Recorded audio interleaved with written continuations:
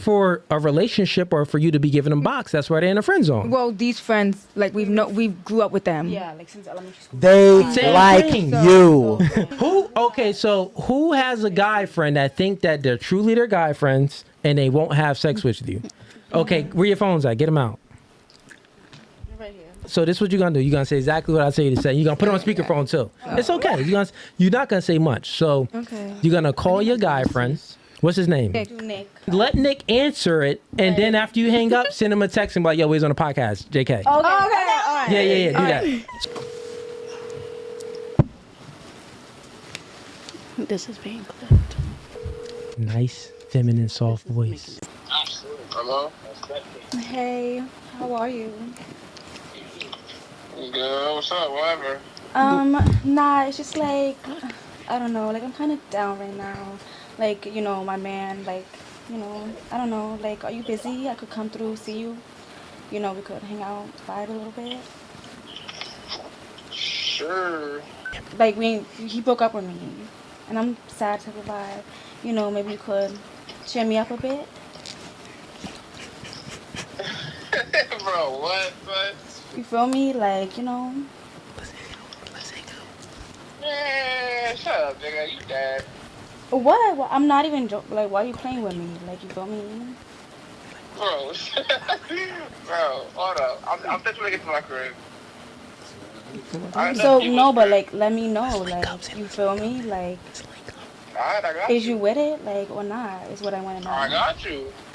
These girls are definitely delusional and may or may not be missing a couple chromosomes. You can obviously tell that the respect level is very low for men in these girls' eyes. And the fact she thought it was okay to even call one of her dude friends on a podcast and she has a boyfriend, obviously delusional. How come girls always date toxic guys? Like, it's such a common theme. Like why is it? I feel like sometimes women are attracted to chaos, but the good guys don't win, which is unfortunate because they should win. Who ended the relationship, you or him? Me. Were you a good girlfriend? No. Honestly, at least she acknowledges her issues. No such thing as toxic masculinity? No such thing. There are toxic people, and those toxic people can be masculine or feminine. But when the man pulls you out of your burning building, you don't give a fuck how masculine he is.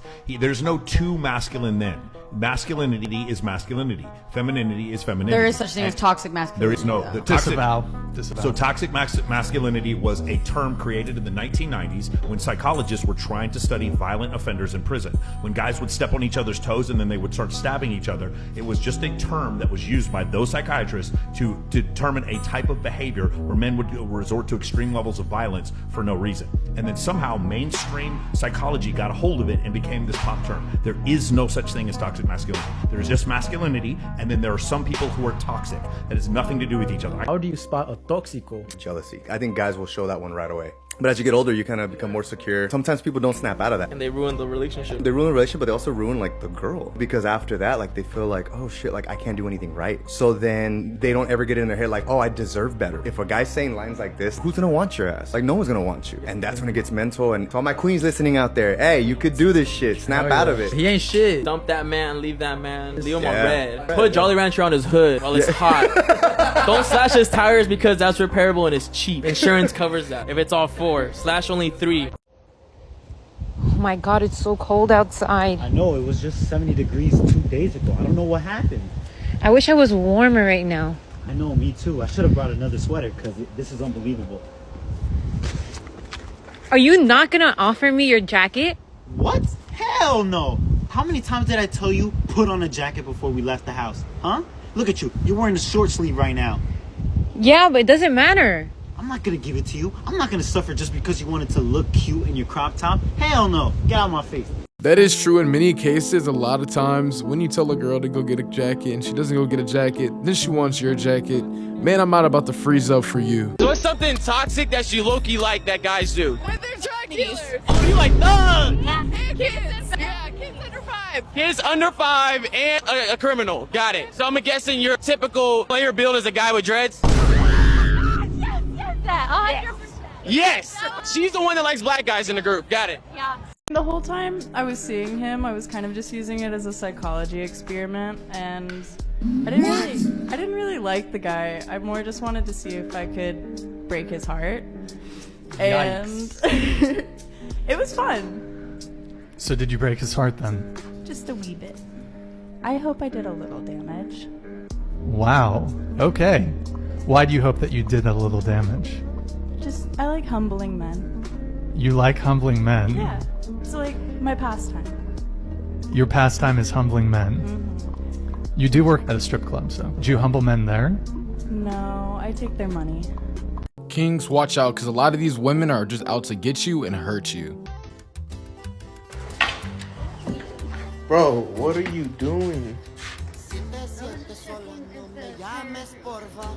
That's the problem. When we start dating, we start thinking that we can be modifiers and we can change and fix and heal people. Sometimes you got to realize this person is who they showed you they were. Believe them. Quit thinking that just because you love them and you wanted to work, that person in turn is going to change for you, because they didn't change for you when you gave them children. Did he? He didn't change for you when you decided to commit and be exclusive to him. Did he? He didn't change for you when you gave him everything you could. Every drop and ounce of effort, attention, every shred of goodness you had in you, you gave it to him. And did that motivate that man to change? No. You don't have any more tricks left. So what more can motivate this man to change if your whole presence, your entire being was in this man's life, giving everything you had? And that still didn't motivate him to change. Ladies, top 5 signs that a guy is probably toxic, so pay attention. Number 1, controlling. Listen, every controlling toxic guy, it starts off subtle. It starts off with a little this, little that, and then it gets bigger and bigger and bigger and bigger, okay? Number 2, inconsistency. If he's very inconsistent, I mean, I don't know what to tell you. The dude's toxic, man. Number 3, mind games.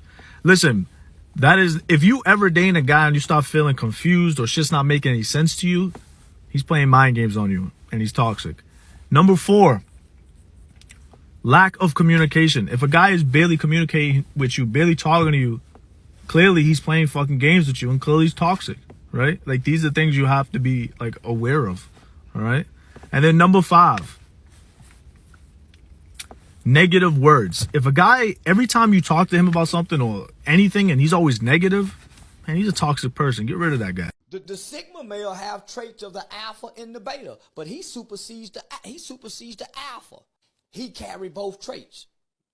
He can go in any environment and play like a beta.